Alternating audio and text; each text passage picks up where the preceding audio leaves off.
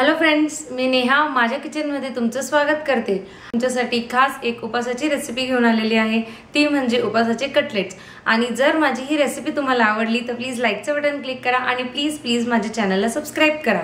तर आता आपण ह्या उपासाच्या कटलेटच्या साहित्य आणि कृतीकडे वळूया। मी इथे राजगिऱ्याचं पीठ घेतलेलं आहे, जे तुम्हाला इझिली कुठल्याही शॉपमध्ये मिळून जाईल। साधारण 2-3 चमचे भाजलेल्या दाण्याचं कूट घेतलेला आहे। एक मीडियम साईजचा बटाटा मी उकडून आणि थोडंसं स्मॅश करून घेतलेला आहे। बारीक चिरलेली कोथिंबीर घेतलेली आहे, जिरं, मीठ घेतलेलं आहे आणि हिरवी मिरची वाटून घेतलेली आहे साधारण 2-3। तेल घेतलेलं आहे शॅलो फ्रायसाठी आणि मी इथे पॅन ठेवलेला आहे शॅलो फ्राय करण्यासाठी।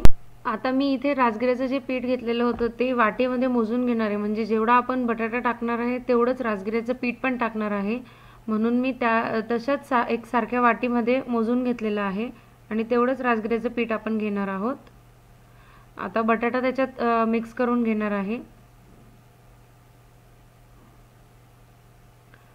दाण्याचं कूट आपल्याला एकदम थोडं टाकायचं आहे, म्हणजे साधारण 2 चमचे टाकायचं आहे। हिरवी मिरची टाकून घ्यायची आहे, मी नुसती हिरवी मिरची वाटून घेतलेली आहे। ही कोथिंबीर टाकायची आहे। आता मी याच्यात जिरं टाकून घेणार आहे आणि नंतर मग चवीपुरता मीठ टाकायचं आहे थोडंसं आपल्याला। आणि मीठ टाकल्यानंतर व्यवस्थित हे सगळं मिश्रण जे आहे हे एकत्र करून त्याचा एक गोळा बनवून घ्यायचा आहे। पाणी याच्यात अजिबात वापरायचं नाहीये, मी इथे वापरलेलं नाहीये। तुम्हाला जर घट्ट वाटला किंवा गोळा होत नसेल तर तुम्ही अगदी थोडंसं पाणी वापरू शकता, पण इथे मी काहीच पाणी वापरलेलं नाहीये। बिना पाणी टाकताच गोळा असा तयार झालेला आहे माझा। तुम्ही थोडंसं आवश्यकतेनुसार टाकू शकता। असं व्यवस्थित पूर्ण तो सगळा गोळा व्यवस्थित बनवून घ्यायचा आहे। आता हा गोळा तयार झालेला आहे, तर साइड बाय साइड मी जे पॅन ठेवला होता त्याच्यामध्ये आपण तेल गरम करण्यासाठी टाकणार आहोत साधारण 3-4 चमचे। आणि आता आपण त्या पिठाचे कटलेट्स बनवून घेणार आहोत। छोट्या छोट्या आकाराचे मी इथे कटलेट्स बनवून घेणार आहे। व्यवस्थित असा तो पहिले त्याचा गोल आकार बनवून घ्यायचा आहे। मी इथे गोलच आकाराचे कटलेट्स बनवणार आहे, तुम्हाला हवे तो शेप तुम्ही देऊ शकता। एकदम जाडही नाही ठेवायचा आहे आणि एकदम बारीकही नाही, मीडियम साईजचा बनवायचा आहे। अशा पद्धतीने आपण आपले सगळे कटलेट्स बनवून घेणार आहोत।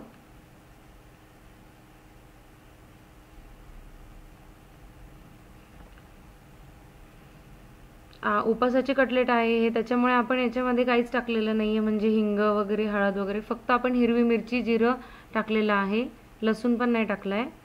आणि असे कटलेट्स आपण आता हे सगळे बनवून झालेले आहे, तर आता आपण याला शॅलो फ्राय करणार आहोत।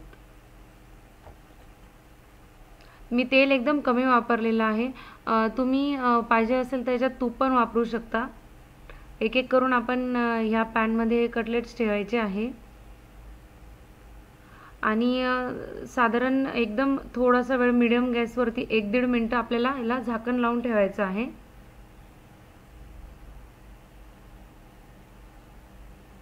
आता 1-1.5 मिनिटानंतर झाकण काढून बघायचं आहे की दुसऱ्या बाजूने व्यवस्थित त्याला गोल्डनचा असा कलर आलेला आहे की नाही। ह्या पद्धतीने कलर झालेला असेल तर आपण सगळे कटलेट्स उलटवायचे आहेत। आता तुम्ही बघताय की ह्या बाजूने एकदम असा छानसा असा खरपूस कलर आलेला आहे। अशाच पद्धतीने आपल्याला दुसरी बाजू पण ह्याच कलरमध्ये करायची आहे। दोघी बाजू आपल्याला सेम याच्यामध्ये होऊ द्यायचे आहेत। एकदम असे टेस्टी लागतात हे कटलेट्स, उपासासाठी एकदम बेस्ट आहेत। साधारण 1.5 ते 2 मिनिटं लागतात आपल्याला याला दोघी बाजूने व्हायला। आता आपल्याला बघून घ्यायचं आहे की दुसरी बाजूचा पण कलर इथे तुम्ही बघता आहे की तसंच झालेला आहे, गोल्डन ब्राऊन एकदम। तर व्यवस्थित आता हे म्हणजे दोघी बाजूने झालेले आहेत सगळे कटलेट। जर तुम्ही चेक केले तर सगळ्यांचा कलर चेंज झालेला आहे। तर आता आपण याला एक सर्विंग प्लेटवर काढून घेणार आहोत आणि तुम्हाला पाहिजे तर तुम्ही दहीच्या याच्यावर दह्याबरोबर पण सर्व करू शकता किंवा नुसतेही हे कटलेट्स खाऊ शकता गरम गरम।